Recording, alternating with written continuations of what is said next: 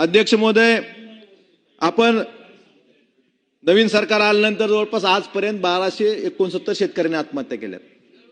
का आत्महत्या केल्यात ह्याचा कधी सरकारने विचार केलाय का? कर्जमाफीची घोषणा झाली, कर्जमाफी होणार म्हणून सांगितलं, पुन्हा सरकार आलं की आमच्या शेतकऱ्यांना पूर्ण कर्जमाफी आपण देणार आहोत। शेतकऱ्यांचा 7-12 करूया कोरा कोरा कोरा।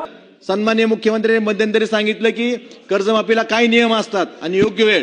कर्जमाफी कधी करायची या संदर्भातल्या काही त्याचे नियम आहेत, त्या संदर्भात त्याची एक पद्धती आहे।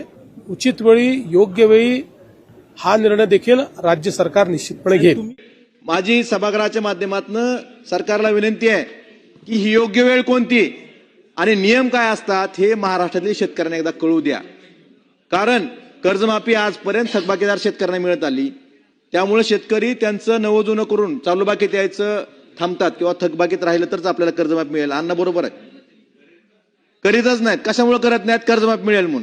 मग तुमची योग्य वेळ कधी आहे शेलार साहेब? कधी म्हणजे 29 निवडणुकीच्या आधी असं तरी सांगा शेतकऱ्यांना। माझ्या जिल्ह्यातले 60% शेतकरी आम्हाला विचारतात कर्जमाफी होणार आहे का, आम्ही त्यांचं कर्जाचं नूतनीकरण करून घ्यावं का?